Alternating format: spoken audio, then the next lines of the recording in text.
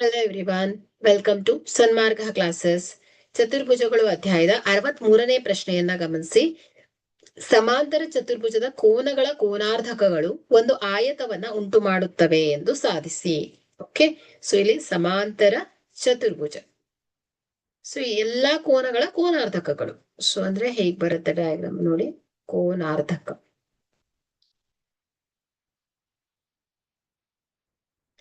ಕೋನಾರ್ಧಕ. So ಇದೆಲ್ಲ ಏನ್ ಮಾಡತ್ತೆ, ಆಯತವನ್ನ ಉಂಟು ಮಾಡತ್ತೆ ಅಂತ ಪ್ರೂವ್ ಮಾಡ್ಬೇಕು. ಓಕೆ, ಸೊ ಇಲ್ಲಿ ಆಯತವನ್ನ ಫಾರ್ಮ್ ಮಾಡತ್ತೆ ಅಂತ ಹೇಳ್ಬೇಕು. Okay, so A P C D, so P Q R S. Okay, so ಇಲ್ಲಿ ಪ್ರೂಫ್ ನೋಡೋಣ. ಎ ಬಿ ಸಿ ಡಿ ಒಂದು ಸಮಾಂತರ ಚತುರ್ಭುಜ. ಓಕೆ, ಸೊ ಇಲ್ಲಿ ಡಿ ಸಿ ಏನಾಗಿದೆ, ಪ್ಯಾರಲಲ್ ಟು ಎ ಬಿ ಆಗಿರತ್ತೆ. ಓಕೆ, ಸೊ ಎದುರಿಗಿರುವಂತಹ ಬಾಹುಗಳು ಸಮ ಮತ್ತು ಸಮಾಂತರವಾಗಿರತ್ತೆ. ಸೊ ಕೋನ ಎ ಪ್ಲಸ್ ಕೋನ ಡಿ, ಸೊ ಕೋನ ಎ ಪ್ಲಸ್ ಕೋನ ಡಿ ಇಸ್ ಈಕ್ವಲ್ ಟು ಏನ್ ಹೇಳಿ, 180 ಡಿಗ್ರಿ. ಯಾಕಂದ್ರೆ ಪಾರ್ಶ್ವ ಕೋನಗಳು, ಅವುಗಳ ಮೊತ್ತ 180 ಡಿಗ್ರಿ ಆಗಿರುತ್ತೆ. ಹಾಗಾದ್ರೆ ಇಲ್ಲಿ ಹಾಫ್ ಆಫ್ ಕೋನ ಎ ಪ್ಲಸ್ ಹಾಫ್ ಆಫ್ ಕೋನ ಡಿ ಇಸ್ ಈಕ್ವಲ್ ಟು ಏನಾಗುತ್ತೆ, 90 ಡಿಗ್ರಿ ಆಗುತ್ತೆ. ಓಕೆ, ಸೊ ಇಲ್ಲಿ ಹೋಲ್ ಕೋನವನ್ನ ನಾವು ಈ ಒಂದು ಹೋಲ್ ಇಕ್ವೇಶನ್ಗೆ 2ರಿಂದ ಭಾಗಿಸಿದಾಗ ಸೊ ಏನಾಗುತ್ತೆ, 1/2 ಕೋನ ಎ ಪ್ಲಸ್ 1/2 ಕೋನ ಡಿ.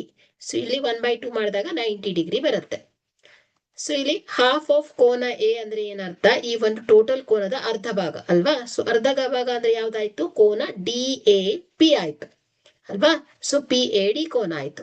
ಸೊ ಹಾಗಾದ್ರೆ ಹಾಫ್ ಆಫ್ ಕೋನ ಎ ಅಂದ್ರೆ ಆಯ್ತು ಕೋನ P A D plus half of ಕೋನ ಡಿ ಅಂದ್ರೆ ಏನಾಗುತ್ತೆ ಹೇಳಿ, ಕೋನ ಪಿ ಡಿ ಎ ಆಗತ್ತೆ, is equal to 90 degree. So ಕೋನ ಪಿ ಎ ಡಿ ಪ್ಲಸ್ ಕೋನ ಪಿ ಡಿ ಎ ಏನ್ ಹೇಳಿ, 90 ಡಿಗ್ರಿ. ಸೊ ಇದು ಎರಡರ ಮೊತ್ತ 90 ಡಿಗ್ರಿ ಆಗತ್ತೆ. ಓಕೆ, ಹಾಗಾದ್ರೆ ಇಲ್ಲಿ ದಿಸ್ ಇಂಪ್ಲೈಸ್ ಕೋನ A P D is equal to ಏನಾಗತ್ತೆ ಹೇಳಿ, 90 ಡಿಗ್ರಿ ಆಗತ್ತೆ. ಯಾಕಂದ್ರೆ ಈ ತ್ರಿಭುಜದ ಒಳಕೋನಗಳ ಮೊತ್ತ ಎಷ್ಟಿರತ್ತೆ, 180 ಡಿಗ್ರಿ ಆಗಿರತ್ತೆ. ಸೊ ಇಲ್ಲಿ ಕೋನ ಎ ಕೋನ ಡಿ 90 ಡಿಗ್ರಿ ಪ್ಲಸ್ ಕೋನ ಡಿ ಪಿ ಎ 180 ಮೈನಸ್ 2 ಕೋನಗಳ ಮೊತ್ತ ಮಾಡಿದ್ರೆ ನಿಮ್ಗೆ ಏನ್ ಬರುತ್ತೆ, 90 ಡಿಗ್ರಿ ಬರುತ್ತೆ. ಸೊ ಹಾಗಾಗಿ ಈ ಕೋನ ಕೂಡ ಏನಾಯ್ತು, 90 ಡಿಗ್ರಿ ಆಗುತ್ತೆ. ಓಕೆ, ಸೊ ಹಾಗಾದ್ರೆ ಇಲ್ಲಿ ಕೋನ ಎ ಪಿ ಡಿ ಎಷ್ಟು ಬಂದಿದೆ, 90 ಡಿಗ್ರಿ ಬಂದಿದೆ.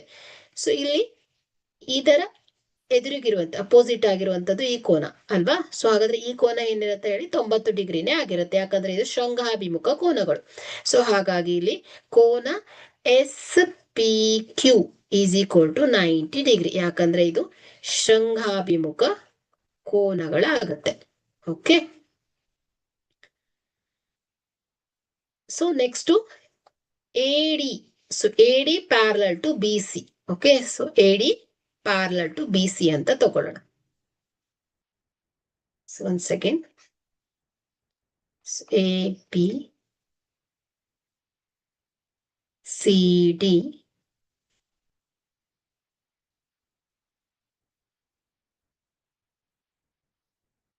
Q R S. Okay, so ಇಲ್ಲಿ next A D parallel to B C ಆದ್ರೆ ಸೊ ಕೋನ ಡಿ ಪ್ಲಸ್ ಕೋನ C is equal to 180 degree. So A D parallel to B C, ಕೋನ D plus ಕೋನ C ಏನ್ ಹೇಳಿ, 180 degree.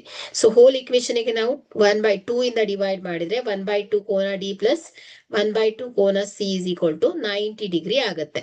So half of ಕೋನ D ಅಂದ್ರೆ ಏನಾಗತ್ತೆ ಹೇಳಿ, ಕೋನ Q D C. Okay, Q D C plus ಕೋನ Q C D, Q C D is equal to ಏನ್ ಹೇಳಿ, 90 ಡಿಗ್ರಿ. ಓಕೆ, ಸೊ ಇಲ್ಲಿ ತ್ರಿಭುಜದ ಒಳಕೋನಗಳ ಮೊತ್ತ ಏನು, 180 ಡಿಗ್ರಿ ಆಗಿರೋದ್ರಿಂದ ಕೋನ D Q C is equal to ಏನ್ ಬರುತ್ತೆ, 90 ಡಿಗ್ರಿ ಆಗತ್ತೆ. ಓಕೆ, ಸೊ ಇಲ್ಲಿ ಡಿ ಕ್ಯೂ ಸಿ ಎಷ್ಟು ಬಂದಿದೆ ನಮ್ಗೆ, 90 ಡಿಗ್ರಿ ಆದ್ರೆ ಈ ಪಿ ಕ್ಯೂ ಆರ್ ಈ ಕೋನ ಕೂಡ D Q C is equal to P Q R ಅಲ್ವಾ.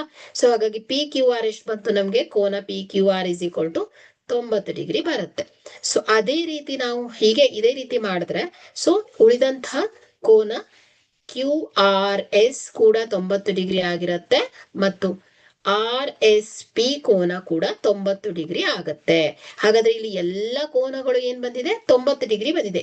ಕೋನ ಪಿ, ಕೋನ ಕ್ಯೂ, ಕೋನ ಎಸ್, ಕೋನ ಆರ್, ಎಲ್ಲ ಕೋನಗಳು 90 ಡಿಗ್ರಿ ಬರುತ್ತೆ. ಅಂದ್ರೆ ಪಿ ಕ್ಯೂ ಆರ್ ಎಸ್ ಒಂದು ಸಮಾಂತರ ಚತುರ್ಭುಜ ಮತ್ತು ಪ್ರತಿಯೊಂದು ಕೋನವು 90 ಡಿಗ್ರಿ ಆಗಿದೆ. ಸೊ ಹಾಗಾದ್ರೆ ನಾವೇನ್ ಹೇಳ್ಬೋದು? ಆ ಒಂದು ಆಕೃತಿ ಪಿ ಕ್ಯೂ ಆರ್ ಎಸ್ ಒಂದು ಆಯತ ಅಂತ ಹೇಳ್ಬೋದು. Okay, so P Q R S ಒಂದು ಚತುರ್ಭುಜ ಮತ್ತು ಪ್ರತಿಯೊಂದು ಕೋನ ಏನಿದೆ ಹೇಳಿ? ಪ್ರತಿಯೊಂದು ಕೋನ 90 ಡಿಗ್ರಿ ಆಗಿದೆ. ಸೊ ಆದ್ದರಿಂದ P Q R S, so P Q R S ಒಂದು ಆಯತ. Okay, thank you.